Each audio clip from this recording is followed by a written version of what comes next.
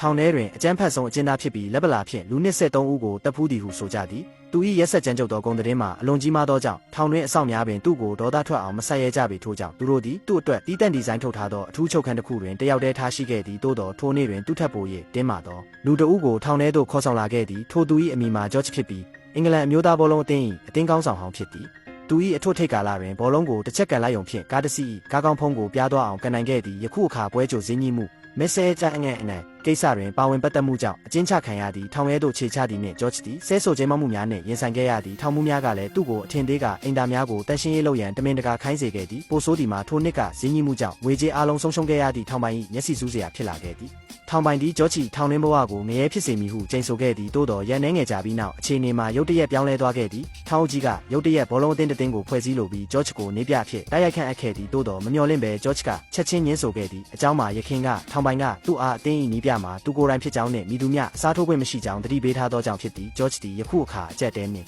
ရင်ဆိုင်နေရသည်ထောင်အုပ်ကြီးကိုစော်ကားသည်ဖြစ်စေထောင်ပိုင်ကိုစော်ကားသည်ဖြစ်စေကောင်းမွန်သောအဆုံးသက်ရှိမည်မဟုတ်ကြောင်းသူသိသည်သို့တော်ပဋိပက္ခသည်သူထင်ထားသည့်ထက်ပိုမိုမြန်ဆန်စွာရောက်လာခဲ့သည်နေ့လယ်စာစားချိန်တွင်ကြွတ်သားအင်အားကြီးမားသောအကျဉ်းသားတဦးကတမင်ရန်ဆက်ခဲ့သည့်ဂျော့ချ်သည်ပြဿနာမလိုချင်တော်လဲထိုသူကလက်မလျှော့ခဲ့ပေထောင်မှုများရောက်လာသောအခါအကြောင်းရင်းကိုမမေးဘဲဂျော့ချ်ကိုချက်ချင်းအထူးချုပ်ခန်းထဲသို့ထည့်လိုက်သည်သူသည်အလွန်စိတ်တက်ကြနေခဲ့သည်ကံကောင်းထောက်မစွာပင်ထိုအချိန်၌အခန်းဖော်အကျဉ်းသားကသူ့အားအကြံဉာဏ်တစ်ခုပေးခဲ့သည်အကျဉ်းသားများဖြင့်ဖွဲ့စည်းထားသောဘောလုံးအသင်းတစ်သင်းကိုဖွဲ့စည်းပြီးထောင်မှုများ၏ဘောလုံးအသင်းနှင့်ရှင်ပြိုင်ကစားရန်ဖြစ်သည်ထို့သို့လုပ်ခြင်းဖြင့်သူသည်နှစ်ဖက်စလုံးနှင့်ပြဿနာဖြစ်မည်မဟုတ်ပေဤစကားကိုကြားသောအခါဂျော့ချ်မျက်လုံးများအယောင်တောက်လာပြီးအစီအစဉ်ကိုစတင်အကောင်အထည်ဖော်ရန်ဆုံးဖြတ်လိုက်သည်သို့တော်ပြဿနာအသစ်များမှာဆက်တိုက်ပေါ်ပေါက်လာခဲ့သည်